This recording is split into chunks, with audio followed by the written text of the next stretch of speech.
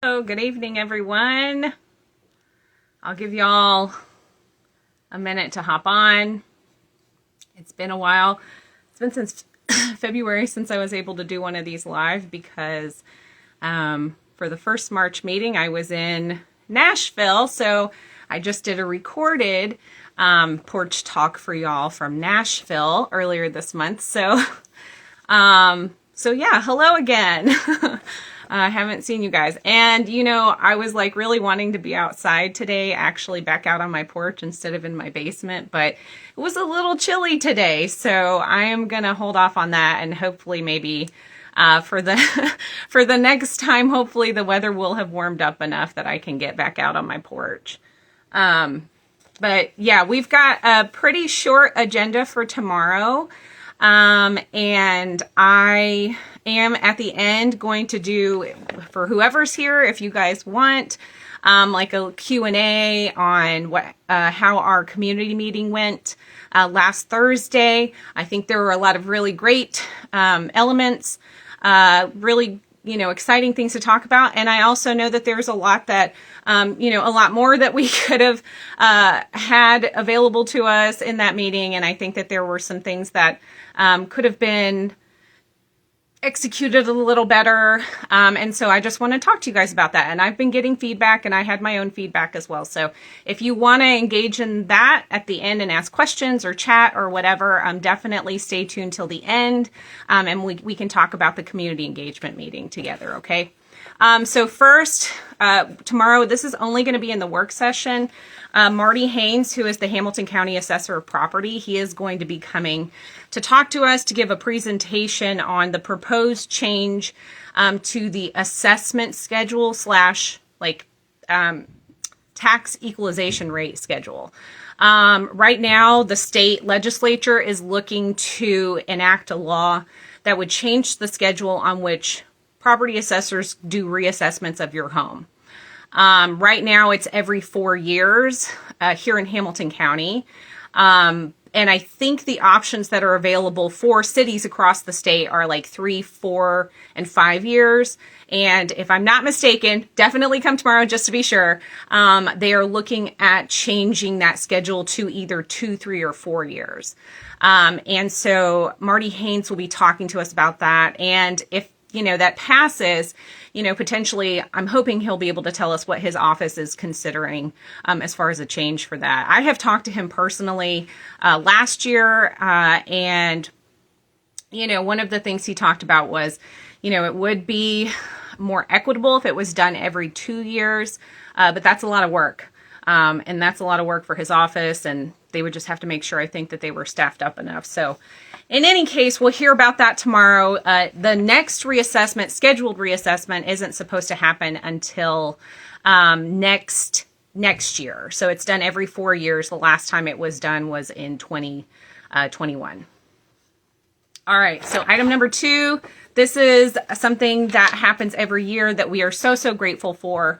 But the Red Bank and Soddy Daisy Charitable Foundation, they give donations to both Soddy Daisy and Red Bank every year to put toward a project in the community. And last year, they donated some funds for us to get started on outdoor bathroom facilities at the community center, because right now there's only inside the community center. So if you go up there to go to the playground or like kids go up there after school, there's no bathroom facilities available. So we haven't been able to get started on that yet.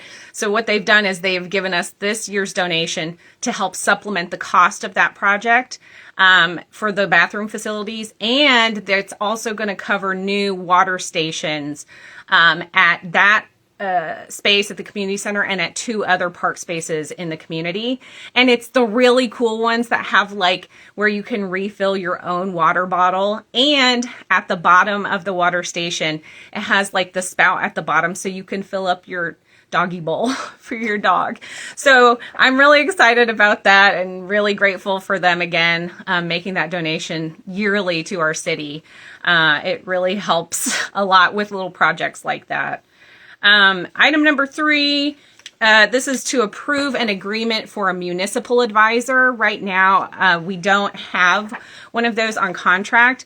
This is basically like we have our city attorney that we contract with, and he gives us legal advice. A municipal advisor would be acting in that capacity as far as like municipal finance, particularly around debt issuance. So if we have to take out a bond for like a big project, the municipal advisor would work with us on that. There's no cost to complete the contract with the municipal advisor. There's only a fee schedule once there's actually like a bond taken out. And it varies depending on what the bond sale is, the price of the bond. So anyway, so that's what that is. And, as you guys know, we're in between chief finance officers right now. So like, this isn't to supplement that. This is really ongoing, to have ongoing municipal finance advisor, on contract for when we need them. Item number 4 is to approve a contract with Compass Auctions. If when the city has surplus property, like old vehicles that we're not using anymore, or like, for example, the former playground that was at White Oak Park, we used a different auction company, Gov Deals, but that's the only one that we contract with, and it's just made it really, I think, it's limited how we've been able to get some of our surplus property out to the public. So this is just another contract with them.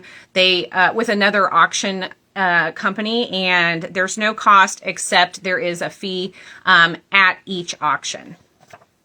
So we'll be talking about that tomorrow. Item number 5 is approving vehicle equipment bid. This is for to outfit some police vehicles.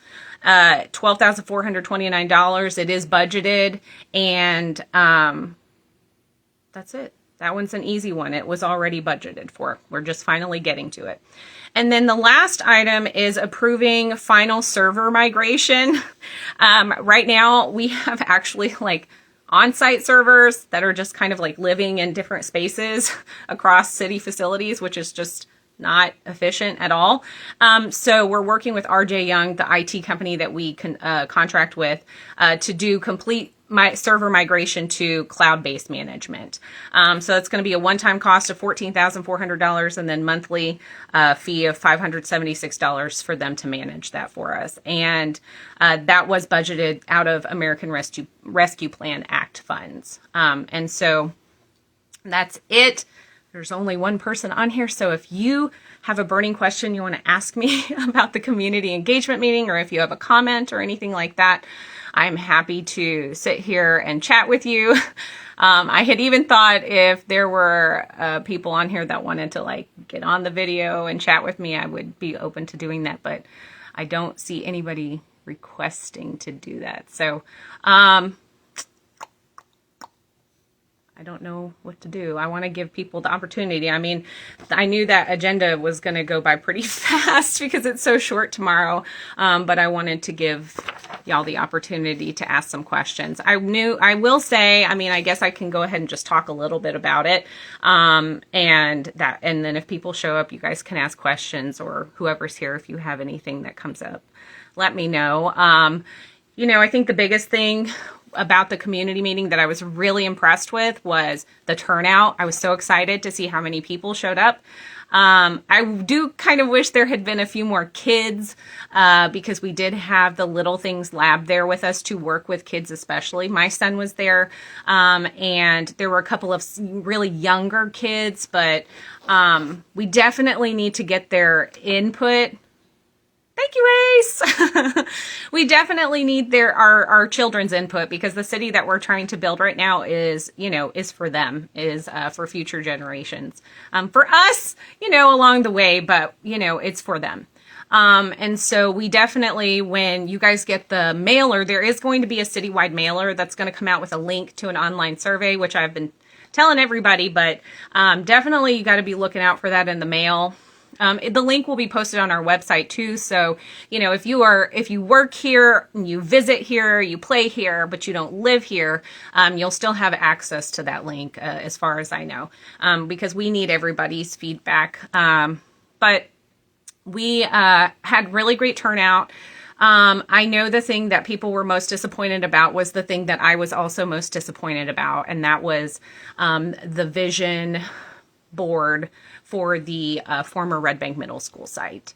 And that really came from the consultant. And, if you were there at the community engagement meeting, you heard them talk about, they did a whole presentation on all of the demographics in our community, land use in our community, businesses, parks, things like that. And then basically used this property to kind of be a catch-all for all the things that were missing in Red Bank. And that is definitely not how I had envisioned that board looking, and I know that it is not how a lot of our neighbors envision that board looking.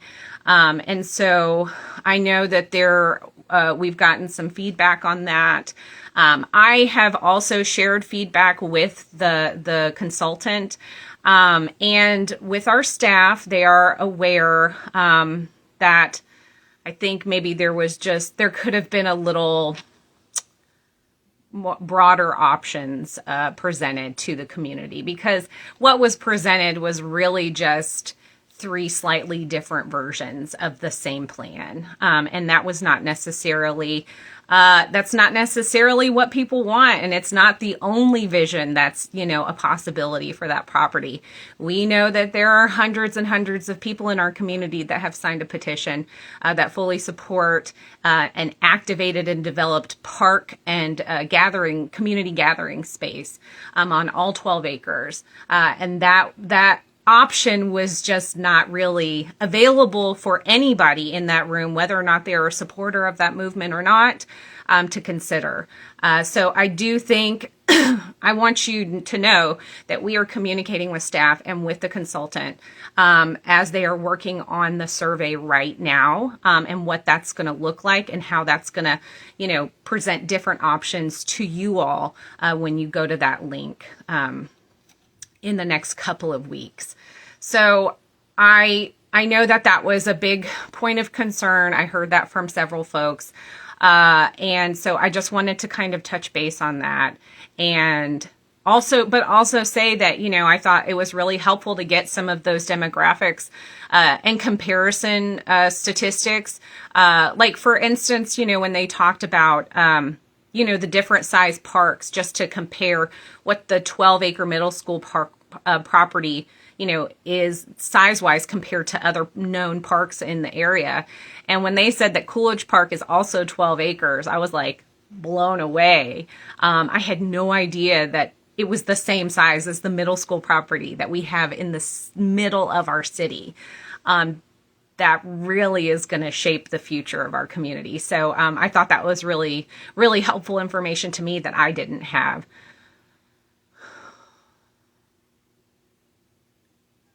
Do we know how much of the missing middle Red Bank needs to be healthy? I don't have any of that data or those statistics. That's really a problem that communities are facing across the country. People are getting priced out of, communities like ours that they used to be able to afford. A lot of it, you guys know, I post about stuff like this all the time. I have my thoughts and feelings about capitalism, but what we see is that, house prices based on the market demand, blah, blah, blah, have gone way, way up, but wages have not gone way, way up to keep up with that. And that's something that, is really a challenge for a lot of, especially local government, not like state government. When you're talking about local government, like under our current state government, we don't even have the legal ability to impose a minimum wage here in Red Bank. Require our businesses in our community to have a minimum wage. because the state of Tennessee, the legislature, made it illegal for us to do that at the local level. So, we can have, and we do, because of the mayor and I and Commissioner Pete Phillips, and last year, Commissioner Hayes Wilkinson, the four of us voted to get all of our employees up to at least a $15 an hour wage, at least. But we did a lot of market rate adjustments to make our employees competitive, and to keep them, to retain them here. So we can do that here internally, like within the city government, but we can't do that in the community. So I don't know, we're missing middle. We have a lot of rentals in our community. Actually the statistic that they gave at the meeting was slightly less than I had read the last time I had looked at the census data, which was like 47% or something was non-owner occupied, which means rental. But they had a much lower number. I think they had 37% or something. So I would be interested to know where they got that from. But we have a lot of rentals in our community, but there's no way for us to mandate anything around rental increase caps or anything like that. The state is looking right now, potentially, hopefully not, y'all, because I know it sounds good, but there's much deeper ramifications that are very harmful, would be harmful to small cities like ours. If they impose any kind of cap on property tax increases, that's going to be really, really challenging for small cities all across Tennessee, not just Red Bank, but small cities like Oliver Springs, Tennessee, cities that really rely on the ability to determine their own, what revenues they need to meet the demand for services by their residents. And if they put a cap on that, that's going to make it really hard if we experience growth in some way, if we have developers come in and build denser housing, and we all of a sudden have, an influx of a few thousand residents. We have to be able to meet the higher demand for services. And if we can't set our revenues to meet that demand, that's going to be a problem. But what's interesting is there's all these, there's lobbyists that are out of state that are lobbying our legislators for this, because they think it sounds good. And it sounds nice to anybody who doesn't know any better. But what they don't talk about is the fact that they're like, we're trying to protect you in your home. But what they're not talking about is the fact that this legislation wouldn't do anything to protect renters.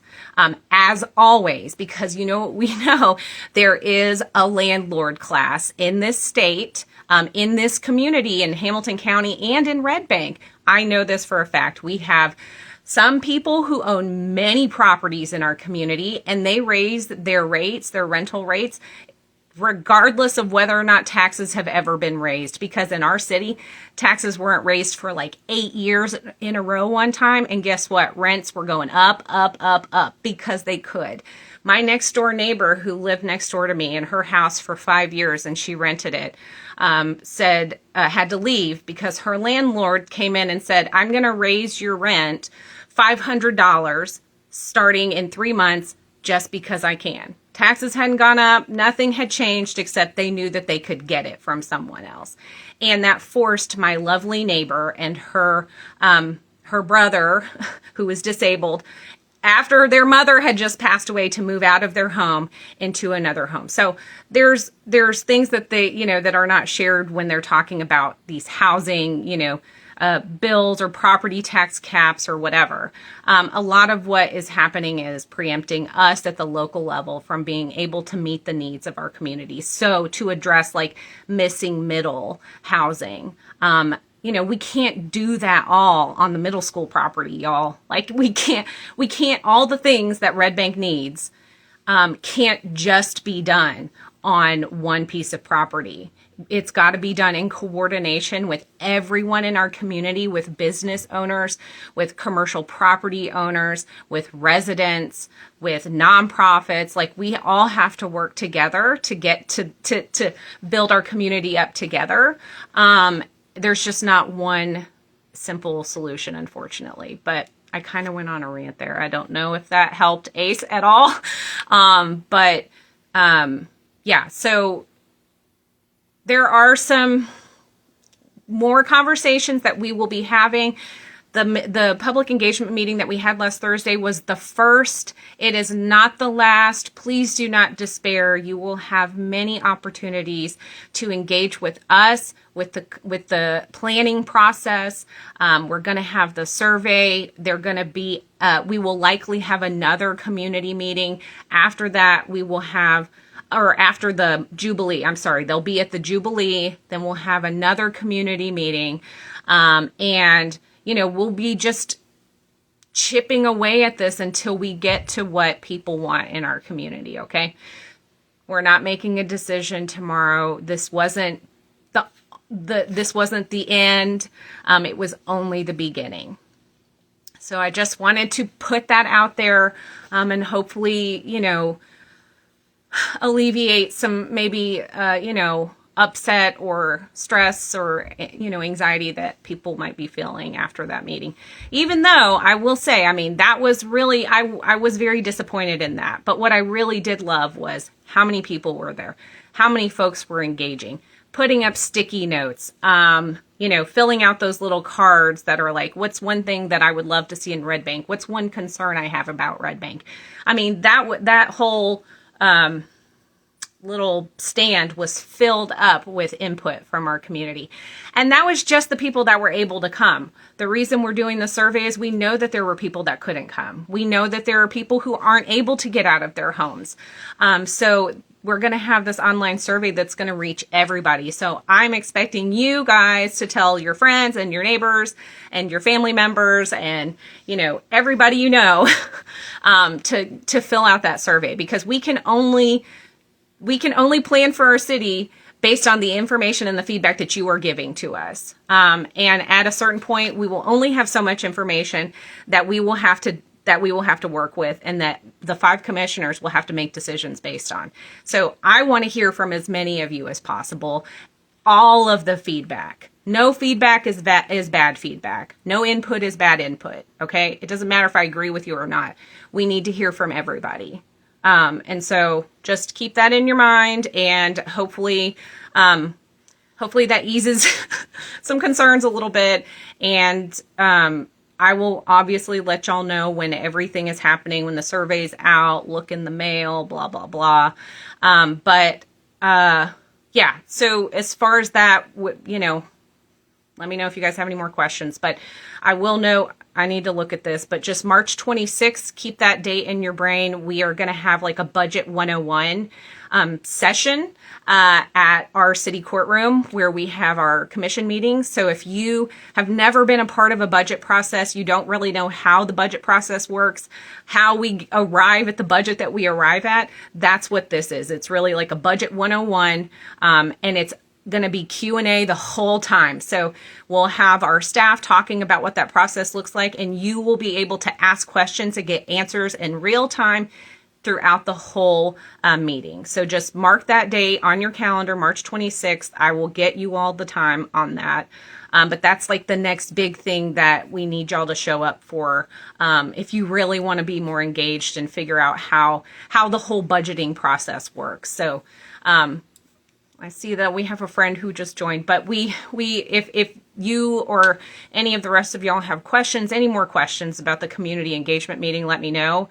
But the next big thing really that we're doing kind of alongside all of this planning, because nothing gets to happen just in isolated chunks of time, is the budget. And that's happening big time.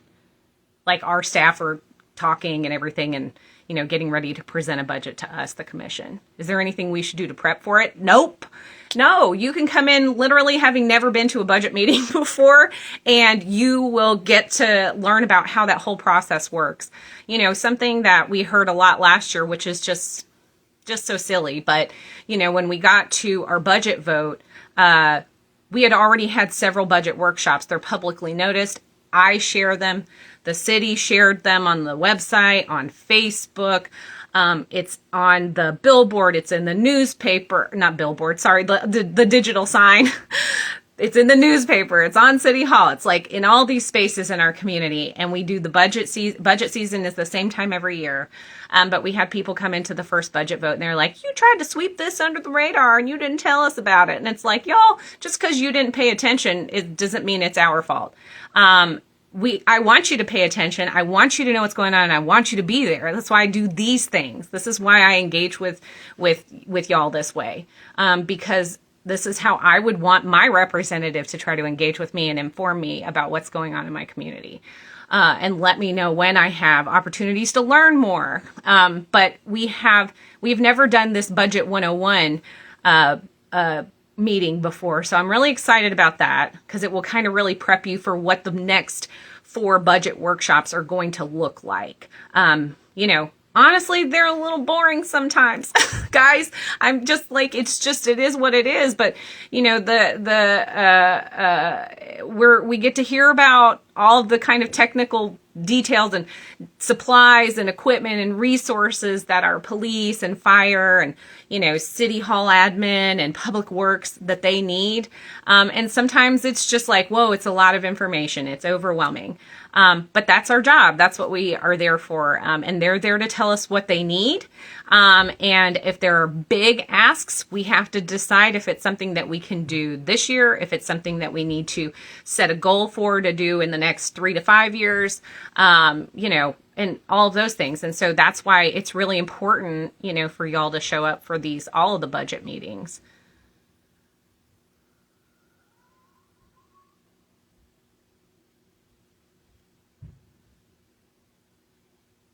If I watch from the beginning, will I get an answer regarding the timeline of the small area plan versus comprehensive plan when there doesn't appear to be a need to expedite it or put it before the comprehensive plan? No, I did not talk about that, and I don't actually have an answer for you, but that is a really great question.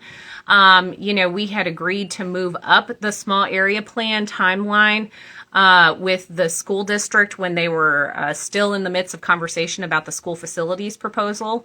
But they made their decision, and they kind of moved on. We offered them money. We offered them infrastructure to keep the school here, an elementary school here in Red Bank, and they said no thanks. So that's a worthwhile question. Does that need to happen right now, or can we adjust the timeline so that we're really doing comprehensive planning more on the front end, and the small area plan comes after that once we actually look and see what all we need throughout the community, and then how that one property fits into that bigger conversation. Thank you for asking that, and I will talk to staff about that. But yeah, I agree. I don't know that it needs to be expedited at this point in time. I don't want to get it wrong, and I don't think anybody else does. I will say the one thing that when we hired our current city manager, Martin Granum, when we did interviews, we had 4 candidates, and we asked them all the same questions, and then we could do individual personal interviews with them. And when I met with Mr. Granum for my one-on-one interview, one of the things that he said to me about the middle school property in particular, he wasn't from here, so he wasn't like in the community. He didn't know about it. He knew enough about it. But his comment was that whatever we do there is a 100-year decision. And that was really powerful to me, because that's right. And that's why I'm also really glad, that a decision was not made before my time, because I know for a fact it would have been the wrong decision, because there was no planning. There was no community engagement. There was no goal setting, anything, nothing, none of that was happening. In fact, the prior commission before I was, Holly, Pete, and I were elected, was trying to sell off the middle school property in full literally said in the request for proposals that they put out to the public that they wanted no ownership of the property anymore. So that was Ruth Janot, Ed LeCompte, Tyler Howell, and Carol Rose. They were the 4 commissioners on there at the time. There was the mayor had stepped away earlier that year because he had moved out of town. So there were only 4 commission members at that time. And they approved the city manager at that time, Tim Thornberry, to put out that RFP that said, sell it off with no criteria. Whatever you want to put there, do it. Thankfully, that didn't happen. We canceled out that RFP and we are starting this process the way that it should have been started 10 plus years ago, and that is to engage the community. Okay, friends, I feel like I'm just talking a lot. There's not a lot of questions. So unless you guys have anything else you want to ask right now before I jump off, I'll just say that, our agenda work session tomorrow is at 5 o'clock. Regular meeting is at 6. And again, if you want to hear the conversation from Marty Haynes about potentially changing the reassessment schedule, where they reassess the value of your home, that is happening in our work session only. So if you want to hear about that, and if you own a home in Hamilton County and you want to know how often they may be changing the reassessment schedule, right now it's every 4 years. It could potentially go down to every 2 years. If you want to hear that conversation, that's at 5 o'clock tomorrow. That's at our work session. And you can stream it if you can't make it in to the meeting. So, all right, all y'all. I'm going to let you go unless anybody else. I saw one more person came on. If you have a question about the community engagement meeting, go ahead and type it out. I'll give you just a couple seconds. But otherwise, I'll let you guys go. Enjoy the rest of your Monday. I don't know about y'all, but we had spring break last week, and I'm thankful for it because daylight saving time really messed us up. I hope they do that every year. All right. Okay. I think that's it. So if you guys do think of anything else, you know where to find me. Email me. You can message me here. You can call me. You can text me, whatever. Just reach out. All right. Have a good night.